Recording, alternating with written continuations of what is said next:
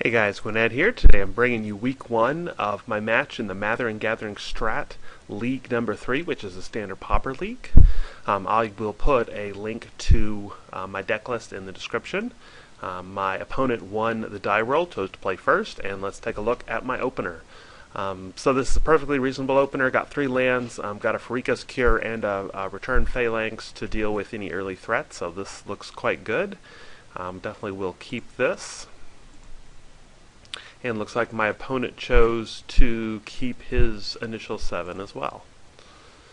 So my opponent's turn, he is going to play a Forest. And looks like he's going to drop an Elvish Mystic. Probably playing some kind of green stompy deck that tends to be... There's not a lot of other things that are playing green right now. Let's take a look here, see what I draw. Oh, I draw it into a Disowned Ancestor. Been playing this card quite a bit. It's really good in these aggro matchups just because it's so difficult to kill and so cheap. So obviously turn 1, that's what I'm going to do, is drop that and pass the turn back. My opponent's turn plays a second Elvish Mystic, and as well as a Sedge Scorpion. Given how good this is against my early blockers, I think it makes sense just to go ahead now and Pharika's Cure, get that out of there. My opponent did miss a land drop. Would have been nice if I could have used my removal on one of his Elvish Mystics, but I think getting rid of the Scorpion was probably a better play, but I could see that going either way. Trying to crimp his mana might have been a better choice. So here he just swings in with the Elvish Mystic. I actually decide not to block here. Probably has a pump spell since he only attacked with one of them, but either way, it's not worth losing it for a single point of damage. And my opponent plays a Leaf Crown Dryad. So even if I had killed one of the Elvish Mystic, he still would have been able to play the other one. Draw into a Treasure Cruise here. Go ahead and drop my 3rd land, and just go ahead and put out the Return Phalanx here, so I'm able to block and just pass the turn back. Opponent does find another land drop, and drops a Staunch Haunted Warrior. And had I known that, I should have thought about that this has been a really common card now in these stompy matchups. It might not have been a bad idea to hold on to the Pharika's Cure, to try to take this out while he's tapped out, because this can be a very, very powerful card, and letting him get it out and not have any removal in hand is really bad for me. So I do draw into another Disowned Ancestor, and I'm going to go ahead and play that one out and just pass the turn back, holding up Negate. Hoping my opponent will attack into something and I'll be able to get some value off that. He does play Hunt the Weak here, fighting against my Disowned Ancestor. So make him a 4/4 and he will kill it and not take any damage, and then still be able to attack with it. Although that's kind of a borderline target, I am going to go ahead and negate that. I'm leaving my Disowned Ancestor alive. However, it does pump his guy up to a 4/4 and does allow him to just go ahead and attack anyway, which I will just take.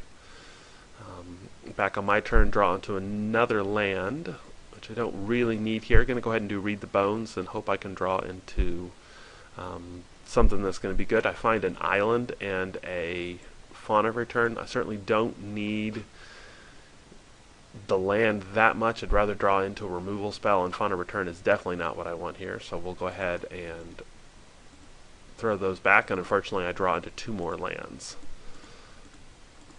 My opponent's turn, just going to continue to swing him with the 4/4. I decide to go ahead and chump here, just trying to preserve my life total a little bit.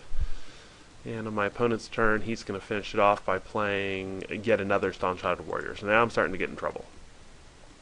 Draw into an Aqueous form, which is definitely not really what I want here. I do have the mana to go ahead and do Treasure Cruise, so that's what I decided to do. Just, again, hoping to find some removal here. And still don't find any removal, which is definitely unfortunate for me. So all I can do is continue to hold back, and my opponent's going to continue to be able to swing in. Just take another 4 damage there, and he plays an Alpine Grizzly. Now I'm just really starting to get overwhelmed. Here, got a couple options. Could go ahead and play the Benthic Giant, which does allow me to block the Staunch Haunted Warrior, but if he has any kind of pump spell, he's going to be able to pump it. Another choice is to go ahead and use the Disciple of Phoenix to try to get that last card out of his hand, which is in fact what I do. And he goes ahead, and I do get a Nylea's Disciple out of his hand, which is definitely good for me. And then go ahead and use the other 2 mana to pump up my Disowned Ancestor. It's a little greedy, but I'm really hoping to pump it above the Staunch Haunted Warrior so I can start blocking. But here he's going to be able to push in. He wisely figures out that the best thing to do here is just go ahead and attack in for a whole bunch of damage. Go ahead and block where I can, but it does mean I'm going to take just a whole bunch of damage here. So no tricks, but does go ahead and kill off one of my guys, and I'm able to kill one of his guys, but I'm definitely against the wall now. And he follows it up with another creature. So I find an Evolving Wilds, definitely not what I want here. Back up to 4, but that's probably not going to be enough here. I do go ahead and play out the Benthic Giant here, just hoping to have a blocker, maybe discourage him from attacking if I can. And on his turn, though, he goes ahead and sends in with everything, and even blocking his biggest guys, I will still take 4 damage.